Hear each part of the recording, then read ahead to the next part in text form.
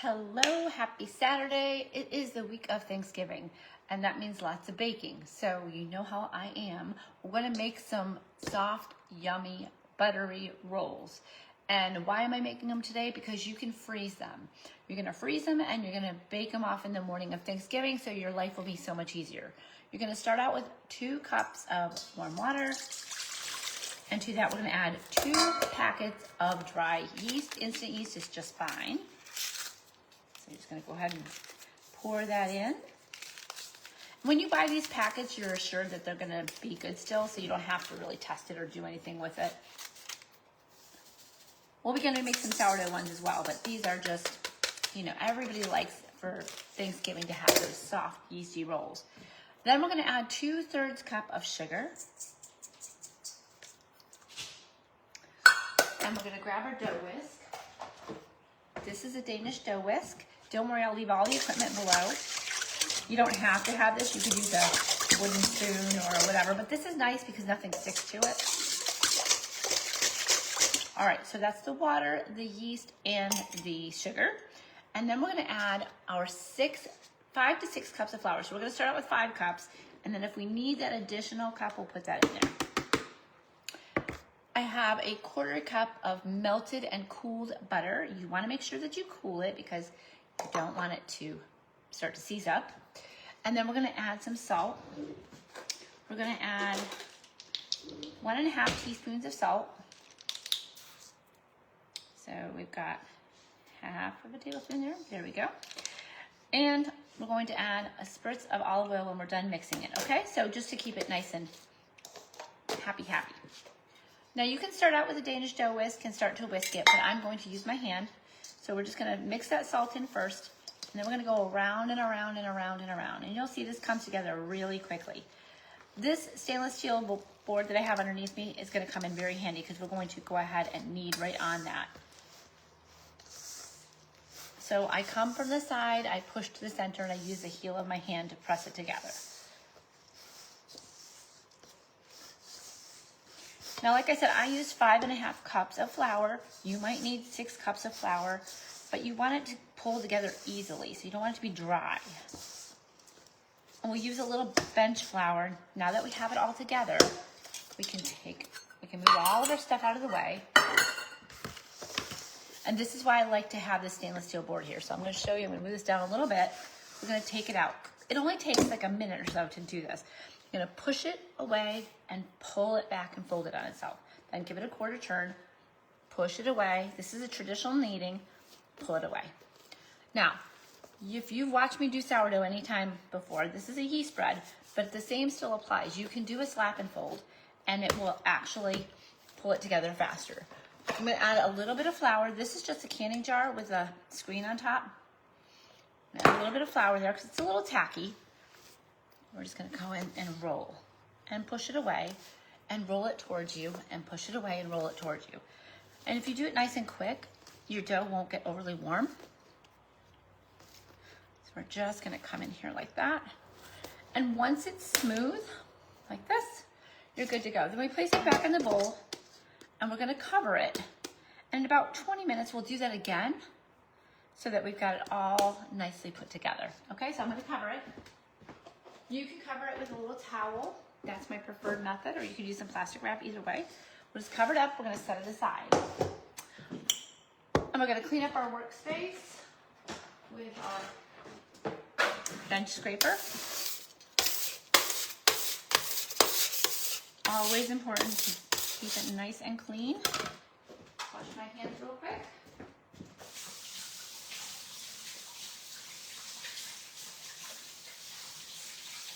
All right, we're going to move on to our sourdough.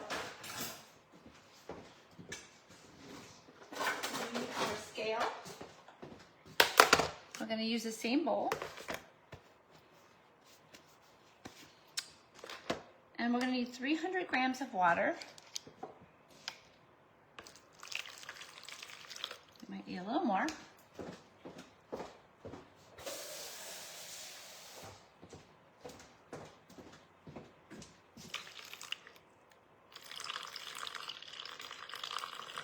And you might be thinking, well, why are you making this now when Thanksgiving is coming up? But the more you can prepare, the easier it gets, right? So that's what we're doing, we're preparing. All right, now we need 100 grams, I gotta move this out of the way, 100 grams of active sourdough starter. So I fed it last night, so it's ready to rock and roll. Nice and bubbly. I don't know if you can see the bubbles, but it is. And we're gonna add 100 grams. It smells nice and fruity, so not overly vinegary. So that's how we know it's happy, happy. All right, and then we're just gonna wipe off that excess, cover it back up again. And I'm gonna pop this back under here so it elevates it. That's where my stand is. All right, so now we have 300 grams of water, 100 grams of sourdough starter. We're gonna add 500 grams of flour.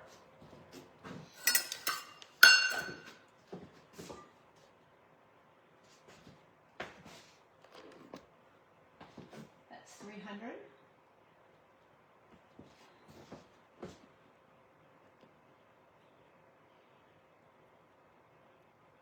Roughly 4.5 cups. There we go. And then we're gonna add 15 grams of salt. I tend to like mine a little on the saltier side, so you can choose what you like. That's roughly 2 teaspoons. And then we're going to go ahead and, once again, we're going to mix it up. And you'll see that it just takes a few seconds. I'm gonna wear a glove for this one so I don't have to go and wash my hands again, because it takes a while. And then stick with me if you wanna see more, because now we're gonna move on to pies. So everything I do, I prepare ahead of time because that makes my life easier. We're going to some family's house for Thanksgiving. And so I want to, it's family by marriage, but still family. And so I want to make sure that I have everything done ahead. So today I will make the bread doughs, and that will be baked off at the last minute. And then same with the pie doughs. All the pies will be made ahead, and then they're just baked off and ready to go. Okay, just like that, our dough is ready. We're gonna cover it with the lid. And then in 15 minutes, we'll come back and we'll knead that. Okay, so now we're gonna go move this aside. I'm gonna wipe down our board here, our stainless steel board.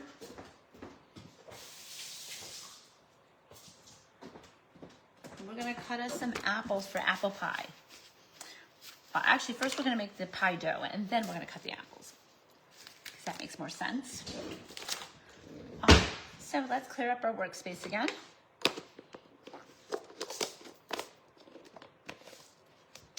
And we're gonna come back over here because I did forget. We're gonna just spritz this with some olive oil. And that's just gonna keep that nice and lovely. All right. So we're gonna make our pie dough, and it's super, super simple. In a bowl.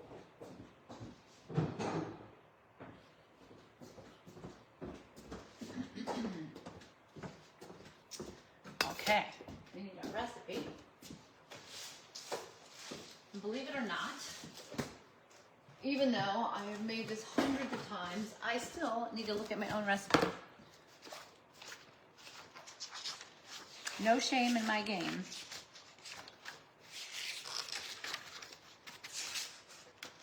Let's see if we can find it here. Tarts. I want pies. I put my glasses on so I can actually see it.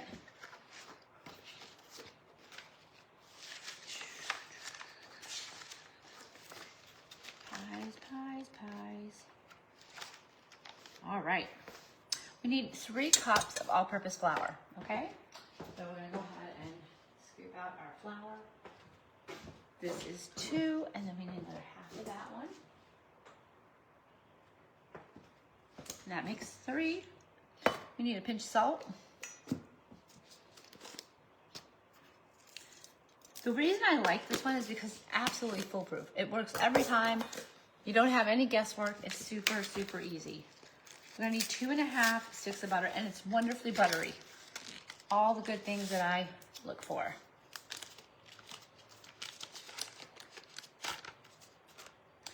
2.5 sticks of butter.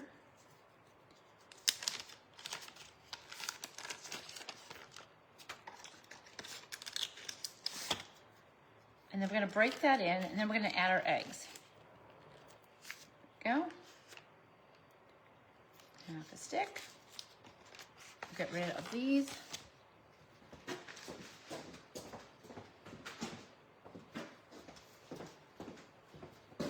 Okay, now we're going to grab one of these little glovey gloves.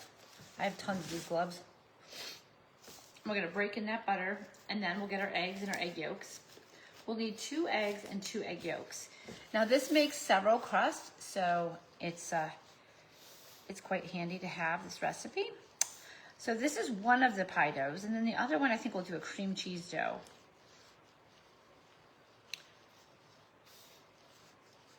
Okay, so now that the butter has been broken in there, I'm gonna go ahead and move this. We'll get our eggs out.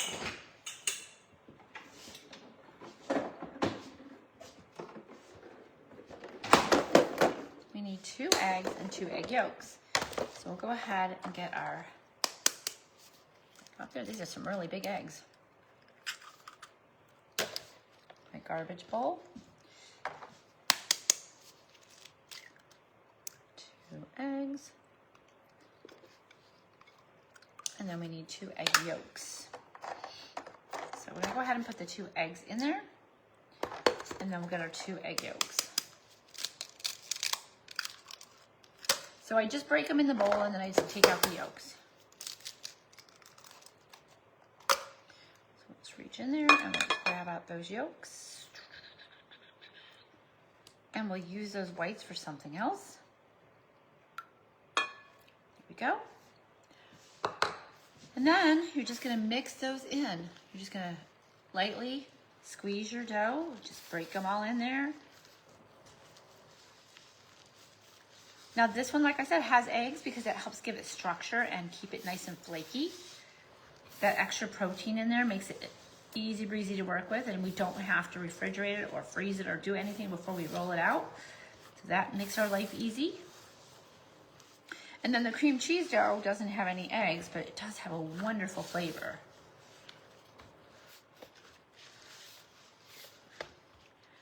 So, you know, having the right tools, you can get away without having a lot of tools when you're baking, but it does make your life a whole lot easier if you have the right tools. So I divided it into 2 pieces to make our life easy for there. All right, let's get rid of these gloves, and then I'll come back and we'll roll out that dough. Let's get our rolling pin.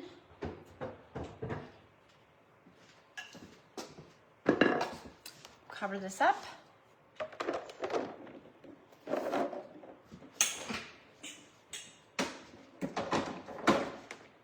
I can take off my glasses since I don't need to read anymore.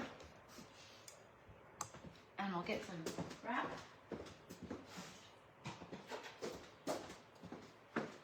This butter over.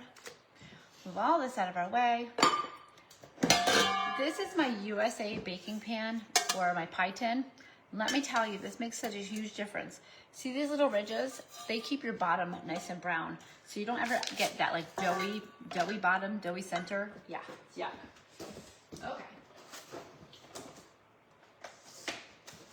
So first things first, we're gonna have to do a little management over here. We're gonna take our pie dough. Now you can't tell me it's not faster to make your pie dough at home than it is to go buy it, because I don't believe you. It's just as quick to make it as it is to buy it, and it is worlds different. Better.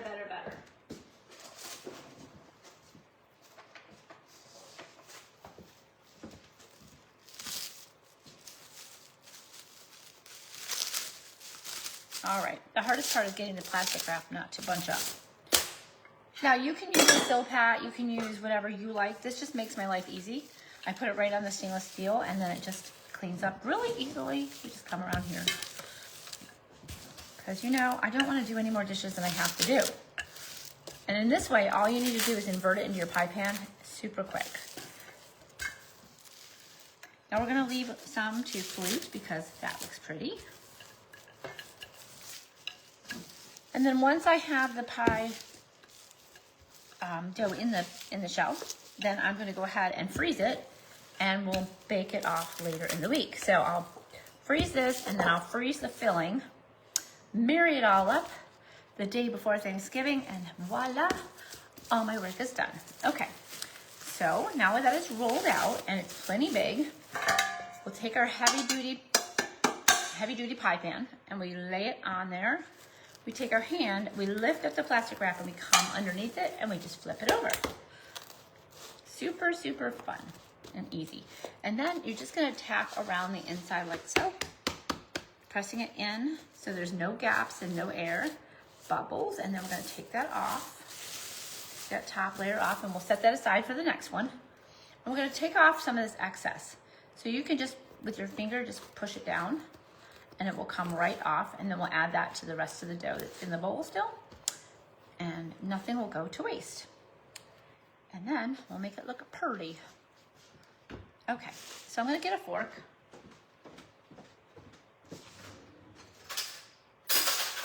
Not a spoon.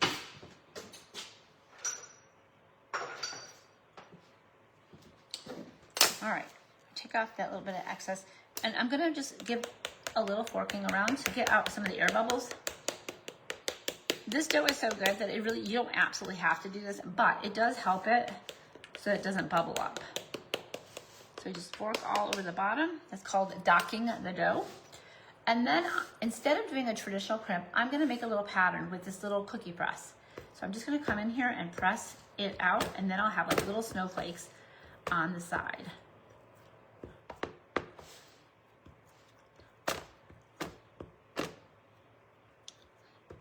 The thing about it is, it's really quick, right? So just like that, I have a nice little pattern on my side. And then I'm gonna go in and do it on the bottom. Now, no one's gonna see that, but it'll keep my bottom nice and don't do it too aggressive, or you'd be like me and just tear the dough, but you know, it's okay. All right, so now this guy is ready to freeze and ready to be baked off right next to Thanksgiving. You could actually refrigerate it because it's not that far away, but we'll just freeze them. They benefit from freezing, they like it.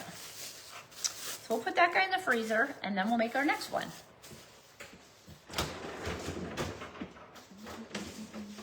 Maybe I have to find some room in my freezer. Okay, we're gonna grab our plastic wrap again.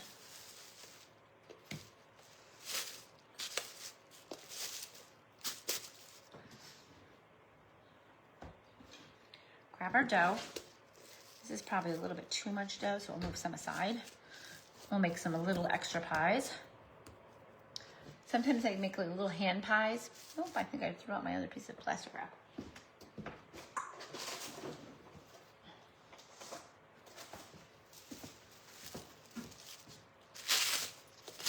All right. So we're gonna come to the center, roll it forward and back, then give it a little turn, forward and back, and turn the other way, forward and back. And in this way, we keep it round, forward and back, forward and back. Just keep going, turning our pin. You could turn the dough if you wanted to, but it's just as easy to turn the pin. Especially when it's in plastic wrap, you can flip it over and do it the other direction too.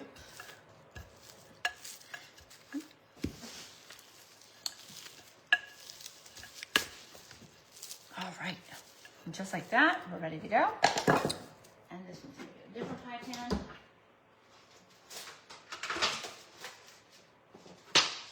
This one gets a disposable pie pan because my other pie pans I forgot to grab back when I brought a pie over the other day. All right, here we go. We're getting some more in today. I'm gonna go ahead and flip this over. So we're gonna go underneath it here, come underneath. I've got actually two pans together since it's not real sturdy. And you're gonna press it in just like we did before. Remove that top layer of saran wrap, like that. And then, because we have a lot of excess and we wanna keep it this way, we're gonna fold it in. Okay, so you're just gonna fold that excess right in. So this is gonna have a little bit thicker crust, but you're gonna be able to flute it a whole lot better because you have excess. So we're gonna push it in, add in. And then we're gonna take 2 fingers and a knuckle, and you're just gonna push it out. And I never worry that it doesn't look absolutely perfect, because then people know that you didn't buy that yucky stuff from the store. Not that they won't know anyway, because when you taste the difference, you'll be like, oh yeah.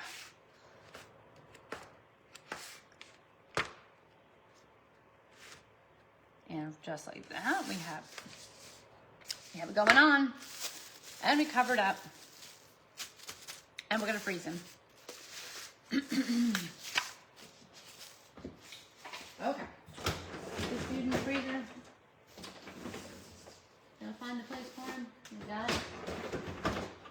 Maybe. Maybe it won't close. Alright, let me wipe my hands off.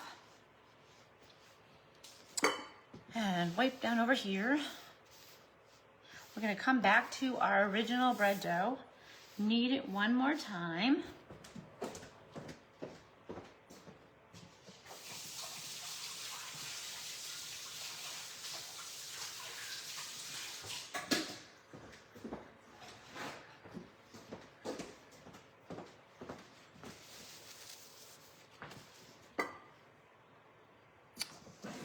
She's been resting that whole time. You can look and see how much puffier it is. So just turn it out.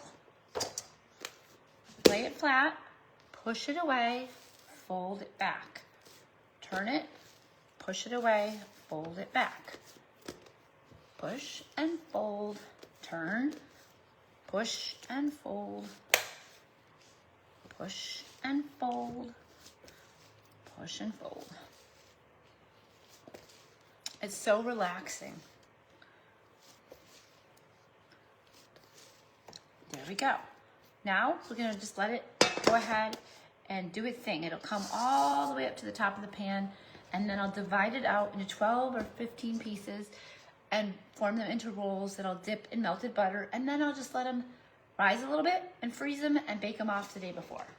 I'm gonna go back to our sourdough, which has also been resting, and you can see it's just kind of a blob, but we're gonna transform that blob. All right, so we need a little bench flour. And again, this is so great because I can pick it up and put it in the sink. You're gonna fold it towards you, push it away, fold it towards you, push it away. All right, now, here's where it differs. You're gonna slap it down and fold it, slap it down and fold it, slap, fold, slap, fold. I'm gonna give it a little bit more flour. Slap it, fold it, slap it, fold it. So this is in lieu of the stretch and fold. Because it's a little more aggressive, it'll really work out your dough quickly. And you'll see it has a little more rise this way.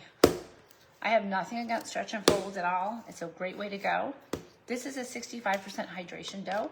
So if it was more on the hydration scale, it would be a little tougher to do that. But it is not, so it's very easy to do. We cover it up, and we'll do that one more time before it's ready to form. Well, I'm sorry, before it's ready to rise. Bulk ferment at room temperature until it doubles, and then we form the dough and put it in the refrigerator. So I hope this has all been helpful. I will drop a link below to all the kitchen items I've used. As always, you can ask any questions that you want, put it in the chat, and I will get back to you. Many blessings to you. I'll see you tomorrow.